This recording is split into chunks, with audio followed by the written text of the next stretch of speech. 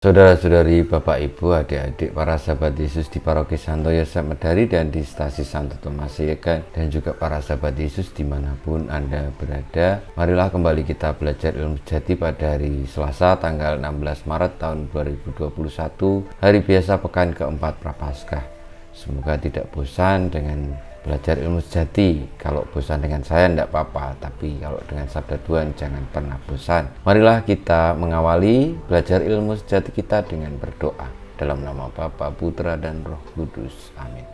Allah Bapa yang Maha Rahim, kami menjalankan masa tobat ini dengan semangat suci. Semoga dengan demikian kami menyiapkan diri untuk mewartakan berita gembira tentang karya penyelamatanmu dengan pengantaraan Yesus Kristus Putramu Tuhan kami, yang bersama dengan Dikau dalam persatuan Roh Kudus hidup dan berkuasa sepanjang segala masa. Amin.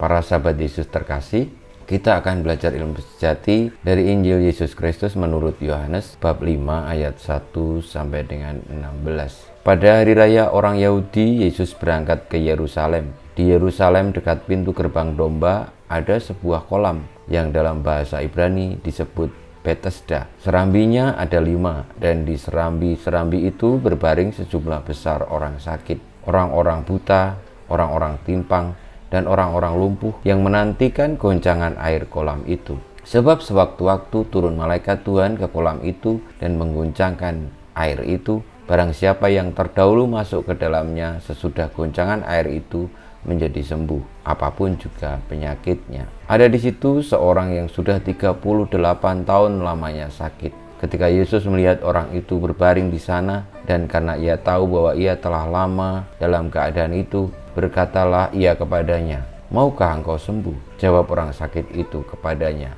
"Tuhan, tidak ada orang yang menurunkan aku ke dalam kolam itu apabila airnya mulai goncang. Dan sementara aku sendiri menuju kolam itu, orang lain sudah turun mendahului aku." Kata Yesus kepadanya, "Bangunlah, angkatlah tilammu dan berjalanlah." Dan pada saat itu juga sembuhlah orang itu. Lalu ia mengangkat tilamnya dan berjalan.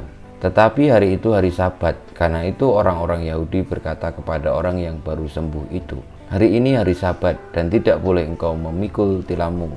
Akan tetapi ia menjawab mereka, "Orang yang telah menyembuhkan aku, dia yang mengatakan kepadaku, angkatlah tilammu dan berjalanlah." Mereka bertanya kepadanya, "Siapakah orang itu yang berkata kepadamu, angkatlah tilammu dan berjalanlah?" Tetapi orang yang baru sembuh itu tidak tahu siapa orang itu, sebab Yesus telah menghilang ke tengah-tengah orang banyak di tempat itu.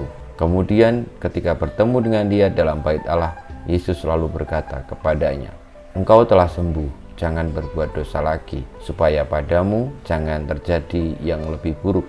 Orang itu keluar lalu menceritakan kepada orang-orang Yahudi bahwa Yesuslah yang telah menyembuhkan dia. Dan karena itu orang-orang Yahudi berusaha menganiaya Yesus karena ia melakukan hal-hal itu pada hari Sabat. Demikianlah Injil Tuhan kita. Terpujilah Kristus.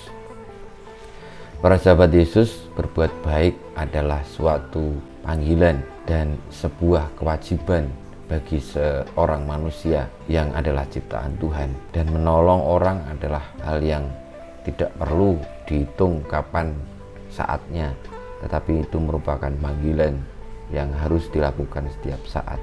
Yesus mengajari kita untuk itu. Bahkan pada hari Sabat ia melakukan kebaikan, karena sejatinya semua aturan-aturan di dunia ini mengarah kepada kebaikan. Dan ketika kebaikan itu meskipun harus melanggar peraturan, maka ia bernilai lebih tinggi. Semoga kita semua dikuatkan untuk tetap berpegang teguh pada kebaikan, yakni demi keselamatan orang lain, sehingga tidak takut untuk melanggar aturan kalau aturan itu tidak lebih berharga daripada kebaikan itu sendiri. Kita mohon berkat Tuhan. Kemuliaan kepada Bapa dan Putra dan Roh Kudus, seperti pada permulaan, sekarang, selalu, dan sepanjang segala abad. Amin. Ya Yesus, jadikanlah hati kami seperti hati-Mu. Tuhan bersamamu dan bersama rohmu. Kita semua hidup kita, perjuangan kita untuk selalu hidup baik demi keselamatan sesama, senantiasa dibimbing, dilindungi, diberkati Allah yang Maha Kuasa, Bapa, Putra, dan Roh Kudus. Amin.